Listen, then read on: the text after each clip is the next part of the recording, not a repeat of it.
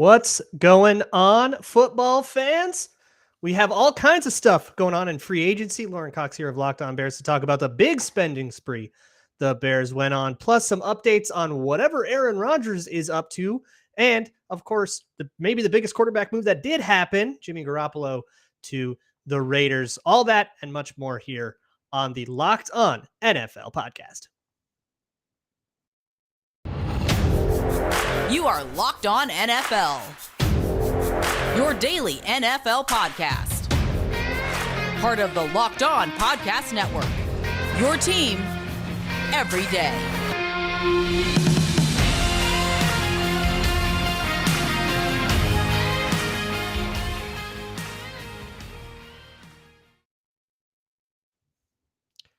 What's happening, everybody? Welcome to the Locked On NFL podcast. It's Tuesday. That means you got me, Luke Braun at Luke Braun NFL, here with Lauren Cox at Cox Sports 1. I cover the Vikings. He covers the Bears, which means this is about to become a debate. Thank you so much for making Locked On NFL your first listen of the day. Of course, you can find this show free and available on all platforms. Let's jump right into it.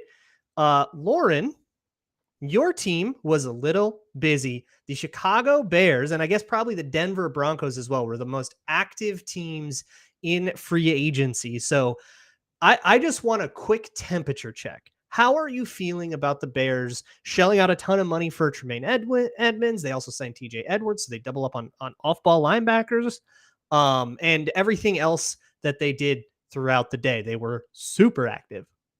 Yeah, and it's funny that you mentioned these two teams because it sounds like they were competing with each other on a lot of the same players. Yeah, Mike McGlinchey. Yeah, Mike McGlinchey, the defensive lineman Zach Allen from the Arizona Cardinals was one that the Bears were rumored to be interested in. Maybe even guard Ben Powers. That was one of the first deals the Broncos made, so we don't really know how much the Bears were in on that. But they were competing for players at a lot of the same positions and going after those guys. For the Bears specifically, to answer your actual question that you asked me, yeah, they had to spend money, right? This was a time where they have the most salary cap space of any team in the NFL, even after taking on DJ Moore's $20 million cap hit in a trade. So when it comes to free agency, when you need to spend money, you are just guaranteed to maybe overpay in the way that other teams or fans or media might perceive the players that you're signing. That's just the premium that you end up paying for free agents. And so maybe the individual dollar amount for Tremaine Edmunds is a little bit higher than people might have liked or feel like maybe got a little bit overpaid there, or same thing with, the guard. They grabbed Nate Jones from the Tennessee Titans. I mean,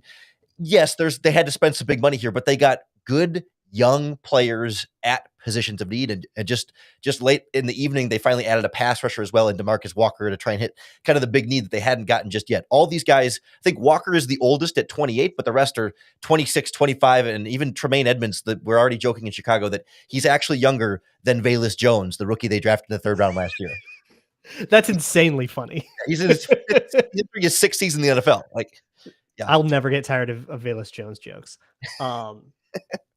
And then on the flip side, there's the Broncos grabbing Ben Powers, like you mentioned, Mike McGlinchey, like we mentioned, Alex Singleton, Zach Allen, like you mentioned, bringing in a few ERFAs that happened earlier, as well as Jarrett Stidham to back up Russell Wilson. These are two teams that were just in hell. I mean, just horrible spots for the 2022 season. Bears pick first overall. Broncos would have picked fifth overall if they didn't trade that pick away. So these were bottom five finishes, and they are building teams through free agency. And here's the deal, and I'm going to be the naysayer because I'm a division rival. I have to. This sort of build through free agency thing just doesn't have that track record. And I guess the thesis from Ryan Poles and the Bears has to be, hey, we're bringing in these guys and we're not bringing them in as Band-Aids. Tremaine Edmunds is now a centerpiece, a focal point of our defense, and we're building around that. But I think the struggle, and this is the challenge the Bears are trying to navigate here, is that you don't exactly get a whole bunch of pieces that fit together great that just happen to all be out the same year. But with the financial situation the Bears are in, they have to go deep on this free agency class, lest they let a bunch of resources just kind of roll over and sit there and burn a hole in their pocket, which would be pretty inefficient. They have to go in on a bunch of pieces and then try to find a way to make them fit together. And so I guess I'll spin that into a question. How do you feel about Matt Eberflus and his staff's ability to make the pieces that they have signed sing as part of something a little bit more harmonious than just these were the dudes that we liked the best out of who was available? Yeah, I think, first of all, from a scheme fit standpoint, I think a linebacker, TJ Edwards and Tremaine Edmunds, both will settle in well. That, the Bears are going to ask their linebackers to play a lot of zone coverage. So a guy like Edwards, especially from the Mike position, is going to be able to kind of drop back and not have to be in tight man-to-man coverage with fast tight ends or wide receivers downfield. Whereas Edmunds can be that will linebacker who can get out and run and be big, fast, and strong and physical. Both of them pretty good at attacking downhill. So I think there's a decent scheme fit in terms of like guys fitting their personnel. Same with Nate Davis, the right guard coming over from the Titans, and the kind of stretch running game that they want to run on offense. He moves really well, gets well to the second level. But when it comes to like the team building aspect in free agency, right, and like trying to building through that side of the equation, certainly I don't think it's what the Bears want to do. And I think outside of Edmunds, right, I don't know that they view Davis or Edwards or now DeMarcus Walker as like cornerstone pieces. It's like, yeah, it's filling holes and guys that need to be productive and be starters, but I still think they see like the 9th overall pick plus their 2 second round picks this year, plus their 2 first round picks next year. Like that's where they want to build the foundation of their roster. And this is, plugging some holes at some key spots so that they can go into this NFL draft and take best player available. And I certainly think compared to the Broncos, the Bears have invested a little less money than the big contract in McGlinchey, Powers, and Zach Allen all combined. Are between the three of them, almost $300 million, about $287.5 million. Baseball money.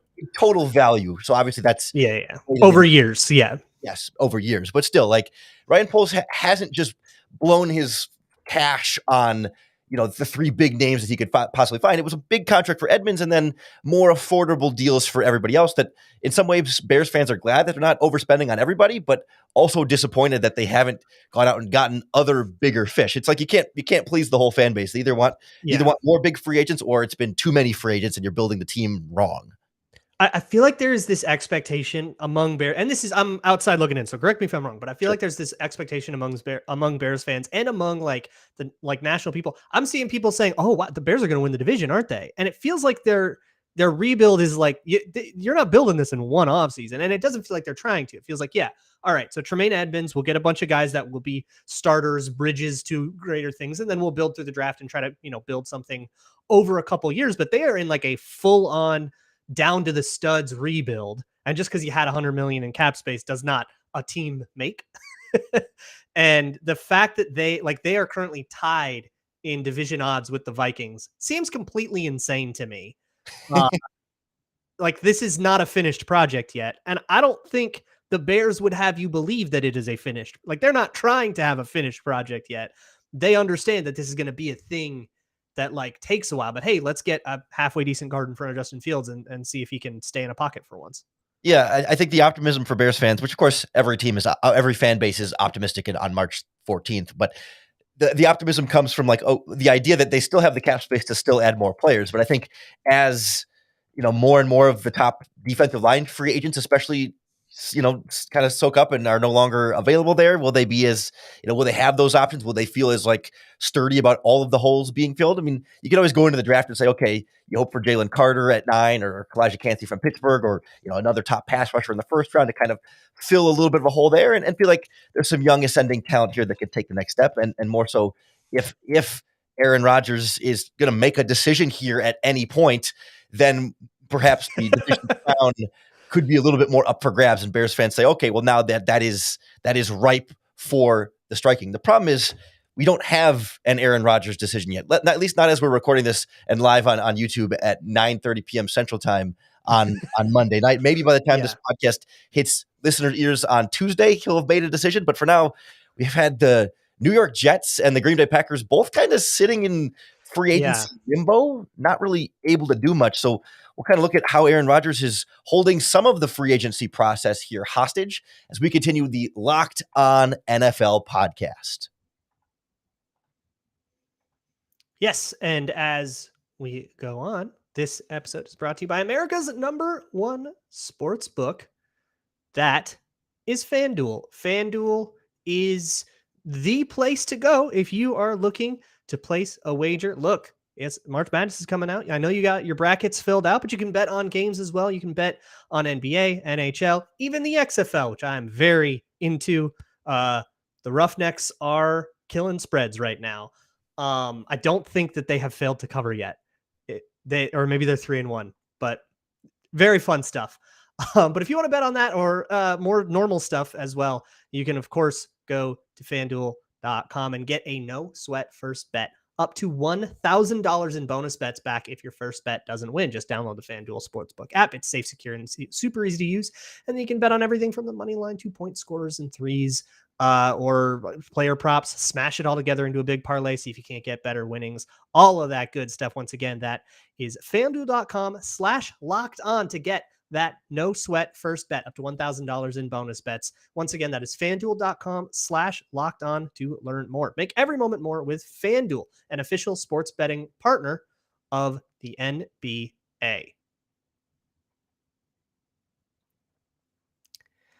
Let us continue. And so I have a feeling that, again, like you said, as we record this, we're live on YouTube, by the way. So come down to the Locked On NFL YouTube page. You can find us live every once in a while. I have a feeling that Aaron Rodgers is going to call up Pat McAfee somewhere 3-4 in the morning, make him drive down to the studio, and then do the announcement that way. Like eyes just bloodshot, completely disheveled, clearly hasn't slept in several days. That feels like what we're about to get. But this whole thing, I mean, Rodgers is holding the Packers and Jets just hostage. They cannot do anything because they do not know where their plan is going to be. Obviously, whether or not you have Aaron Rodgers in the building is going to determine like every other decision. So they just have to sit on their hands while teams like the Bears and the Broncos are snapping up players that maybe you could have wanted. Like, this stinks for these teams. Well, you say they're doing nothing, but on Monday they re-signed kicker Greg Zuerlein. So, they're really getting things rolling here in the free agent market. That's it. The key. Yeah, because I saw the Jets tweeted out hey, here's our free agency tracker, right before free agency negotiations. And I pulled it up for this podcast. It's March 13th, Jets agree to terms with Greg Zuerlein. March 12th, Jets agree to re-sign Quincy Williams. And that's it. They did make that move. That was a big one. And they do have a Quinnen Williams extension coming down the pipe, although I'm pretty sure that will – that feels like something that doesn't happen in March, but yeah, I agree. But you look at the same thing with Green Bay, right? They re-signed their kick returner, Keyshawn Nixon, who Packers fans I know love Nixon. And they wanted him so bad. And it's like Vikings fans and Duke Shelley, where it might have just been a little bit funnier to be overhyped on him, and we're just going to roll with it. But whatever, that's fun. I love that kind of thing. And it sounds, there was one of the Packers reporters said they're interested in trying to bring back Adrian Amos, but Adrian Amos, the safety, is going to test the open market. But that's, again, we're talking two of their own players for each of these two teams is the only thing close to free agent rumblings that we've gotten. And I'm sitting here wondering, if you're the Jets, I think the last thing we heard from Adam Schefter was that the main two possibilities that Rodgers is considering is Jets or retiring. So Green Bay at least Green Bay can go on knowing okay, we're going to roll with Jordan Love. They just can't.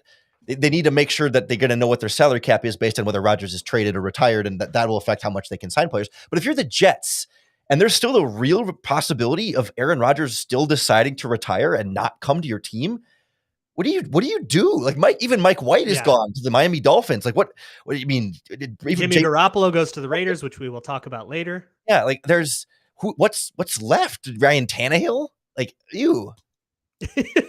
It's weird trades. There has been some stuff floated, and this is totally ideating. As far as I understand, there's absolutely no steam or buzz on this, but Ian Rappaport ideated, and it feels like wait, why would he say that? That if they strike out on Aaron Rodgers, they might call the Vikings about Kirk Cousins.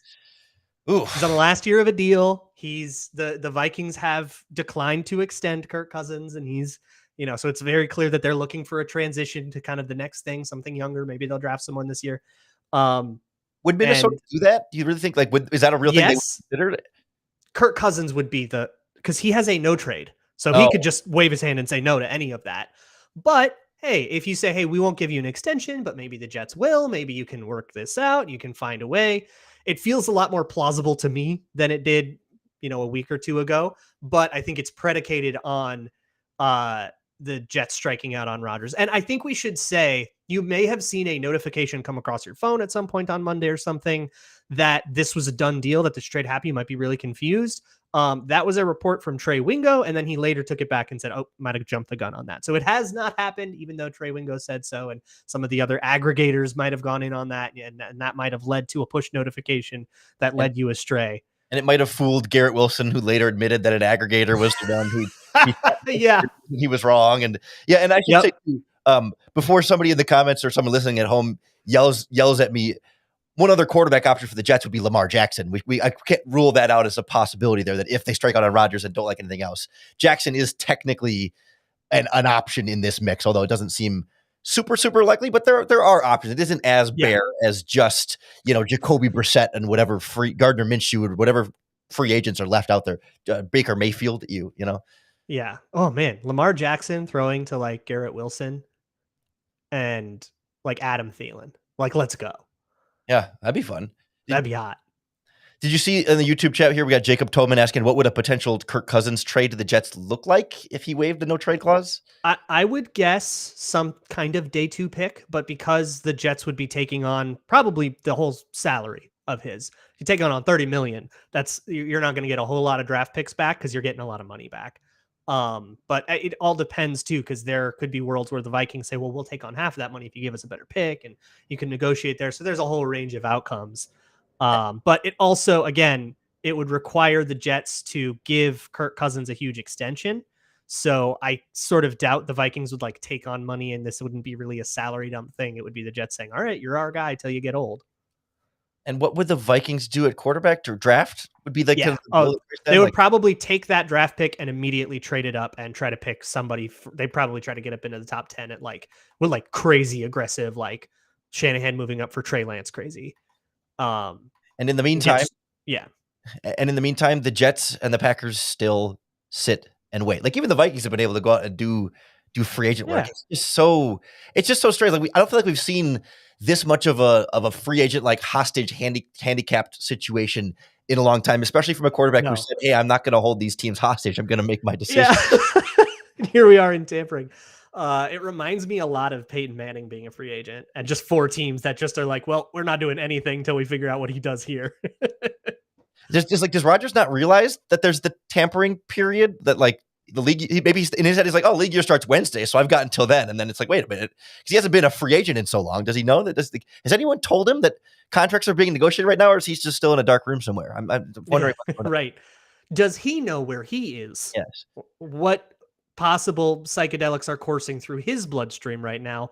Only him and whatever his God is today knows. But let's move to a much more grounded person at quarterback, which is Jimmy Garoppolo, who joins the Raiders. That will be the next thing. I've got a little game that I want to play with you, Lauren. Let's play a game with this Jimmy Garoppolo situation. Stay tuned for that. Before we play a game with Jimmy Garoppolo, we need to play a game with our friends at Built Bar, because the Built March Madness bracket is here.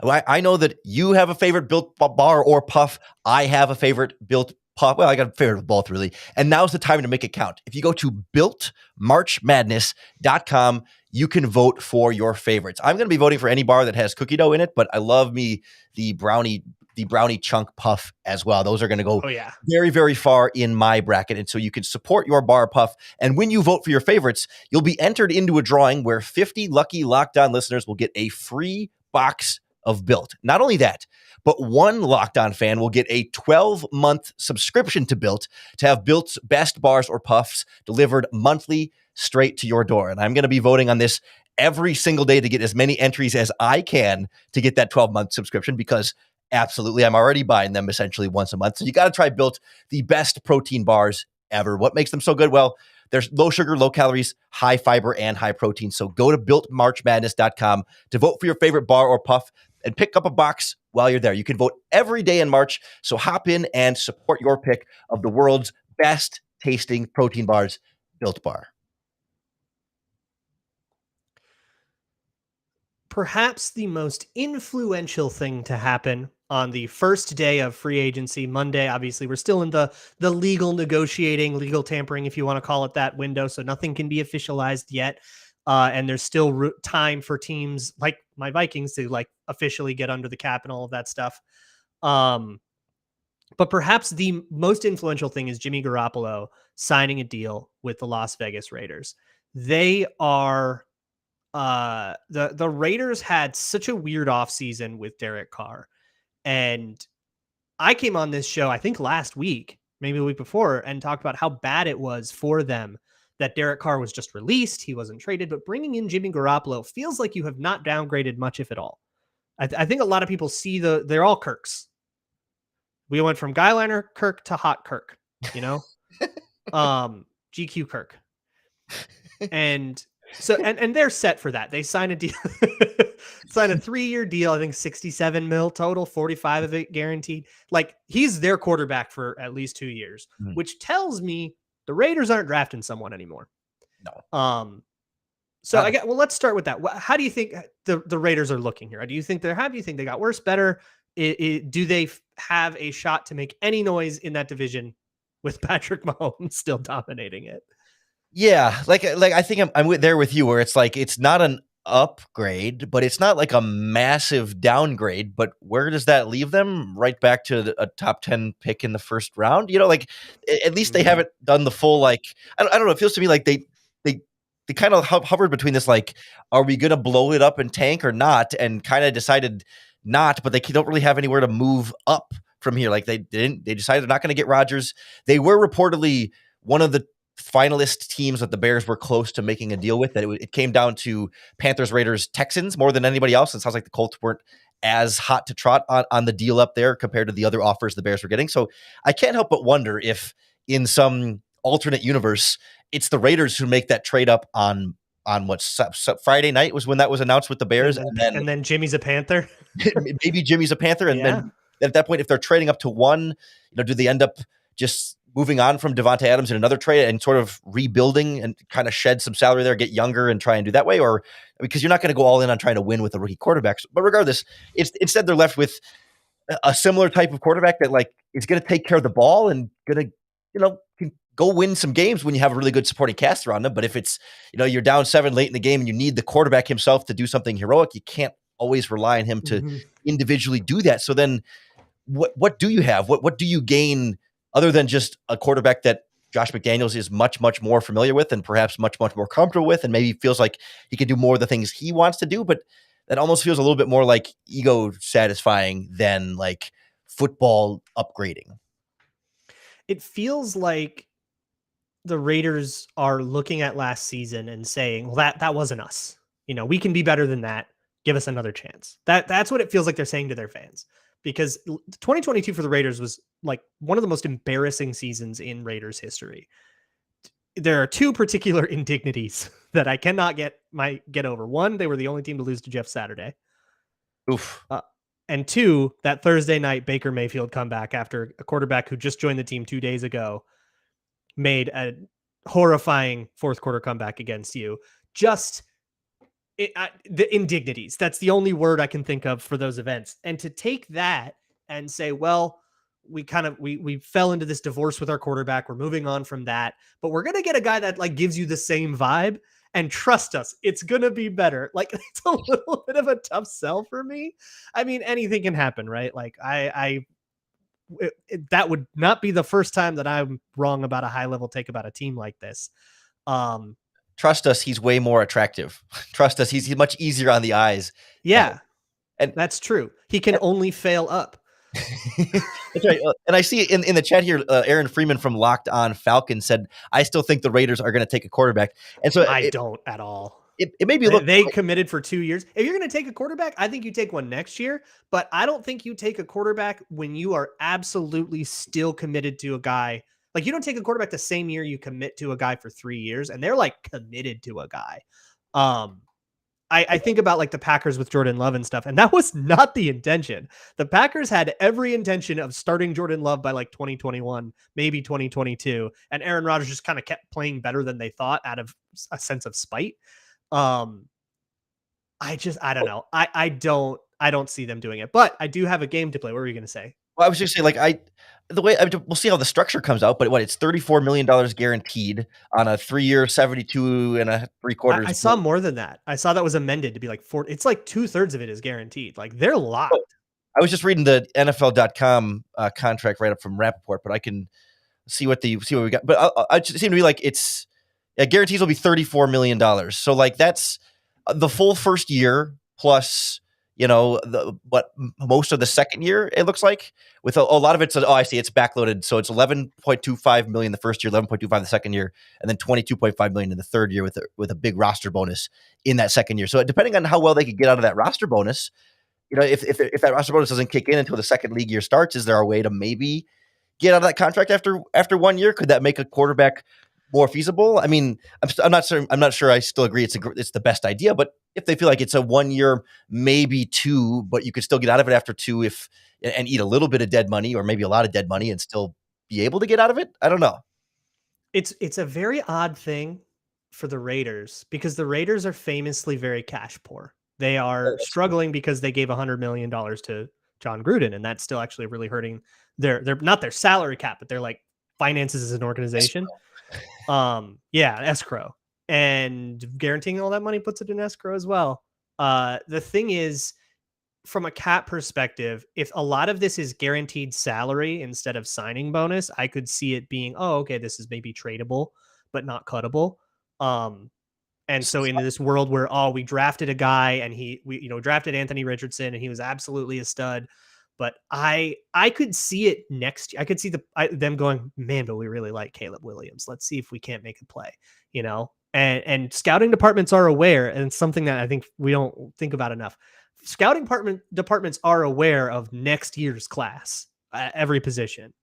So they will do things like, we'll just like keep you in the building for 1 more year, but then we really like the center class next year or whatever. Like that will happen. So it feels like the Raiders are angling at something, but I want to play a game with you to this effect. So I want to go down the draft order. There are 4 quarterbacks that I think everybody's talking about as first round quarterbacks, and we don't need to try to rank them or say who they are. But sure. I just want you to tell me, Lauren, if you think the team that I have named will draft a quarterback at that pick, any of them. Or if it, and well, yeah, let's just go down the list and we'll see how we feel about trade ups and stuff as we go. So, first couple are easy. Do you think the Chicago Bears will draft a quarterback? I know they will not.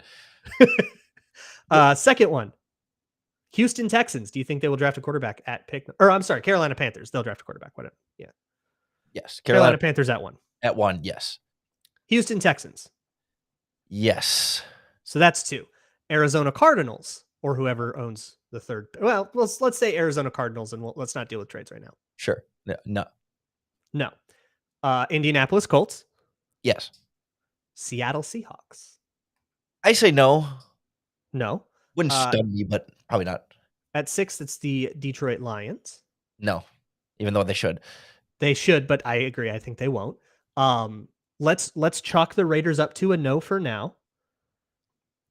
Atlanta Falcons. People keep talking about them as a team that was rumored to trade up, and I mean, not that I'm like the world's biggest Ritter fan, but I don't see that as I don't see them as a team that would do that, especially there now. Yeah, I think they're the world's biggest Ritter fans. They really seem like they're ready to roll with him. So I agree with you. Okay, now at 9, the Chicago Bears. Yeah, no, not happening. Yeah. Philadelphia Eagles. No. Tennessee Titans. Maybe. Maybe. A strong maybe. Okay, so we'll put a pin in that. So that's at pick number 11. Houston Texans a second time, assuming that they have already picked a quarterback. Yeah, not going to double down there. Yeah. New York Jets. Probably not. Probably not. I agree. If they strike out on Rodgers, then maybe. New England Patriots. No. Green Bay Packers. No. Washington Commanders. If one of the top 4 guys is still there, they really should. I would think. By this exercise, if Tennessee doesn't do it, we've only had 3 quarterbacks come off the board. Yes. So that means somebody might fall to 16. Now, what that probably becomes is you're sitting there, Philly's sitting there at 10 and getting calls from Washington and possibly Tampa Bay. I would say it's not unlikely to get calls from Minnesota trying to move up really hard. But I wanted to just go through that because everybody says, oh, these quarterbacks will all be gone by the top 7. If the Raiders don't do it, and if you don't get a crazy trade up to number 3, where you get, 4 quarterbacks going 1, 2, 3, 4, if none of that stuff goes down and we just play this chalk, somebody's falling. That guy's probably Anthony Richardson or Will Levis, depending on how the NFL feels about their different types of rawness. But I think that's fascinating. I think somebody is going to skid further than we think, just because there's a lot of teams up there in the 5 to 15 range that are set at quarterback and looking for something else. And real quick on something that's fascinating as we wrap up here, some breaking news into the Locked On NFL podcast. I saw this in the YouTube chat and I didn't believe them. I thought they were just messing with us, but Jared T said Aaron Rodgers tweeted the word Sull, Sull, laughing emoji. What do you think? Because of is that Rasul Douglas? Didn't he tweet at him something? Maybe. What did I haven't. Hang on. I got this. Wait, we're gonna figure this out in real time. Right, we're both frantically searching Rasul Douglas Twitter. This is what Aaron Rodgers has done to NFL media. He tweeted out. Rasul Douglas tweeted a black and white picture of he and Rodgers together. Yeah, so I think it's something about that. Is Rasul Douglas? I'm pretty sure he's a free agent. No, I believe he's under contract still. Or is he still an Eagle? Rasul Douglas? No, he's still a Green Bay Packer. Oh, he's still a Packer. He was an Eagle.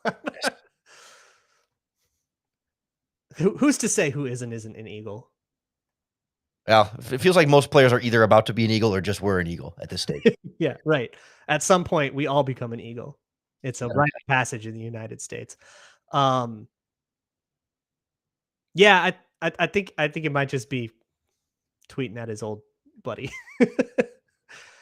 but we'll see. Maybe it's an anagram for LSU, because of LSU players on. Oh my God, he's going to be a Saint. Oh yeah, wait. He's a Bengal. Oh my God, all those LSU players. Or maybe he's just violently high and found his phone again and logged back to Twitter and is just tweeting away. The odds is minus 125 that he's violently high. This isn't enough of this. All right. Aaron Rodgers has held us and our audience hostage for long enough. And 2 NFL. Look, Locked On NFL is peaking at this time of year. This is the time to listen to not only the Locked On NFL podcast, but podcasts like Locked On Bears, Locked On Vikings, Locked On whatever your favorite NFL team is. We are going to have everything for you, everything you need to know about everybody that your team is signing, losing, and so on. And what's super cool about this network is that we all can chime in on each other's shows. I have Kevin Ostreicher. I'm going to have Ross Jackson coming, talking on Locked On Vikings about our 2 guys, because they were Ravens and Saints respectively. Super exciting stuff. So go listen to your favorite team's podcast. Come back tomorrow. We'll have more updates for you. Maybe we'll finally be free of our Aaron Rodgers based prison here on the Locked On NFL podcast, free and available on all platforms. Locked On Podcast Network, your team every day.